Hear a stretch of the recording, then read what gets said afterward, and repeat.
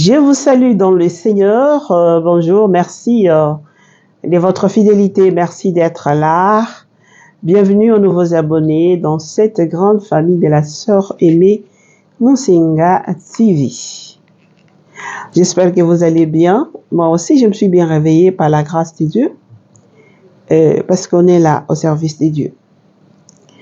Alors, pour rappel, pour ceux qui n'ont pas suivi la vidéo que j'ai publiée la fois passée, j'ai dit que désormais, les cours bibliques, vous allez commencer à suivre ça les jeudis.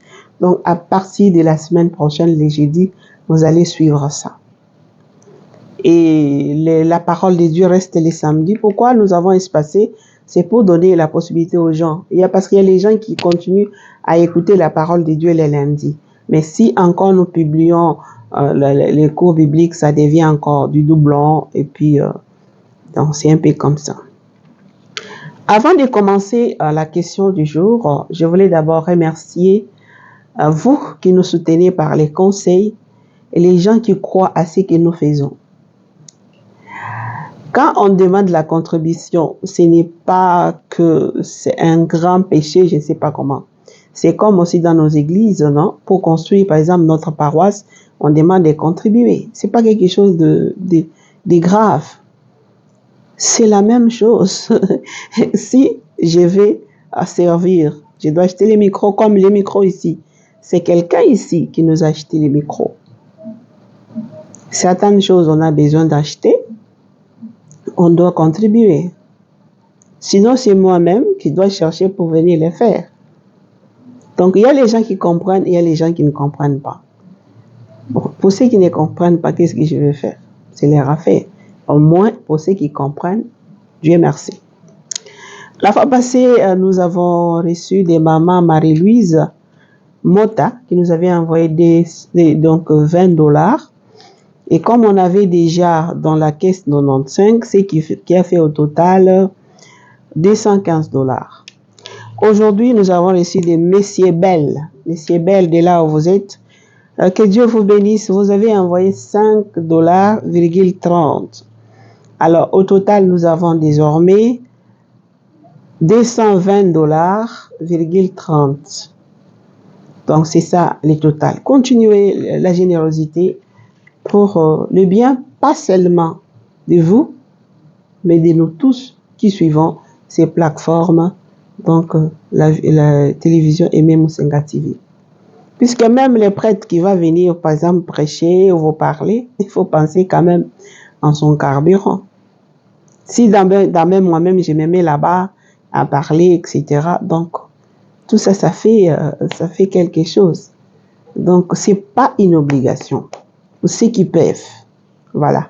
Je crois que j'ai été claire. Alors, revenons à notre mouton. Aujourd'hui, je voulais répondre à la question qui m'a été posée. Pourquoi pardonner? Pourquoi pardonner? Le pardon fait tellement du bien. C'est vrai qu'il est difficile de pardonner, mais le pardon fait tellement du bien. Souvent, nous avons l'habitude de dire « Non, je ne pardonne pas. Il m'a fait du mal. C'est un fait. Il a eu tort. C'est inconcevable. Il avait peut-être ses raisons. Ça ne lui donne pas raison pour autant de me faire ceci ou cela.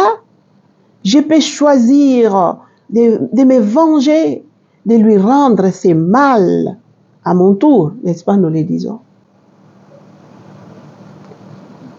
Qu'est-ce que nous gagnons dans tout ça? En soi-même et l'autre en face de nous. Nous allons vider tout ce que nous savons. Mais quand on entre en soi-même, on s'est dit, moi aussi, je peux aussi faire du mal. C'est ça même l'acte de foi. Donc je crois que tu vaux plus que ce que tu m'as fait, puisque moi aussi, je suis pécheresse. Ce que tu as fait ne vaut pas que ce que tu es. Et c'est là vous faites un passage directement à ce qu'on appelle l'acte d'espérance. Et l'acte d'espérance dans les pardons, c'est-à-dire j'ai mise sur les fruits du pardon, sur la reprise des relations que j'ai avec toi, sur la joie qui en découlera après avoir pardonné. C'est quoi? C'est la paix restaurée à l'intérieur de soi. Il faut pardonner parce que les pardons libèrent. Et surtout, celui qui pardonne s'est fait lui-même la charité. Je vous assure. Pourquoi? Parce que la rancune est un venin qui vous paralyse, je vous assure. Elle focalise l'esprit malgré lui. Elle mange les énergies. Elle obsède l'âme en élaborant des projets de vengeance pour se venger. Bref, elle lui pique son temps de vie. Au lieu de vivre, regarde votre cœur gonflé comme ça. Donc, pardonner vous libère. Même si de l'autre côté, vous ne recevez pas en retour, vous, à votre niveau, pardonnez. Et faites les pas. Allez-y. Que l'autre vous repousse ou quoi, vous allez-y. Laissez-la. Parce qu'il y a les gens parfois qui ne pardonnent pas tout de suite là, ils restent encore sur les choses. Mais toi, fais le pas intérieurement. Et au besoin, va vers l'autre. Si l'autre te repousse, laisse-lui le temps. Te repousse encore, laisse-lui le temps. Pour la troisième fois, tu peux toujours intéresser quelqu'un. Si elle est fermée sur soi-même, laisse-la. Toi, prie seulement pour elle. Il y aura un moment donné, elle aura besoin de toi. Cette personne-là, elle aura besoin de toi.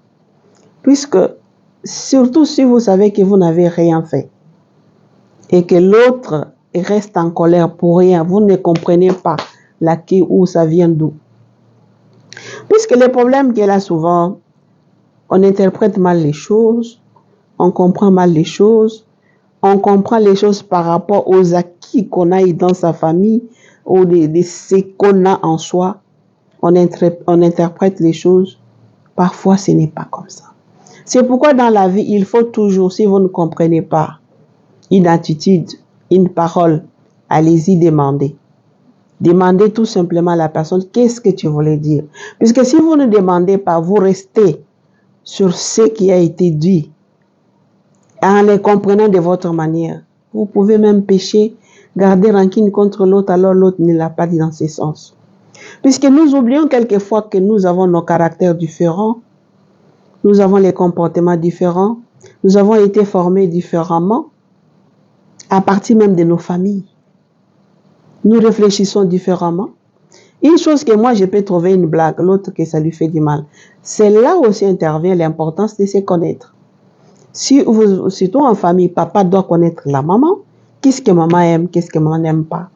Papa, son tour, doit connaître aussi qu'est-ce que maman aime, qu'est-ce que maman n'aime pas. Les parents doivent savoir qu'est-ce que les enfants aiment, qu'est-ce que les enfants n'aiment. Même s'ils sont enfants, il y a certaines choses que les enfants n'aiment pas aussi. Oh non, maman, il faut les comprendre et les faire expliquer de quelle manière. De même aussi, les parents savent que pour les parents, il y a les parents qui ne veulent pas ça, il y a les parents qui veulent ça. Même dans le monde du travail également. Il y a tellement des histoires qui arrivent, des choses inutiles qu'on pouvait éviter si on posait la question. Mais souvent, on ne pose pas la question. On passe directement au jugement. Donc, dernière étape. On passe directement au jugement et on conclut. Au lieu de commencer par l'introduction, vous allez dans les développements. Et puis, vous arrivez à la conclusion. Mais vous passez directement à la conclusion. Il a dit ça, c'est parce que pour ça. Alors, j'espère que j'ai répondu. La personne qui m'a posé cette question, pourquoi pardonner? Parce qu'elle m'a expliqué un peu son expérience. Et je lui ai demandé si je pouvais expliquer. Elle m'a dit, vous pouvez le faire. Son problème est que il est marié, cette personne, avec sa femme. Sa femme a fait venir sa petite sœur dans la maison. Et maintenant, quand la petite sœur était là, la femme et la petite sœur étaient unies contre les beaux-frères. Donc, quand la femme partait, peut-être pour faire je sais quoi, la petite sœur couvrait la grande sœur.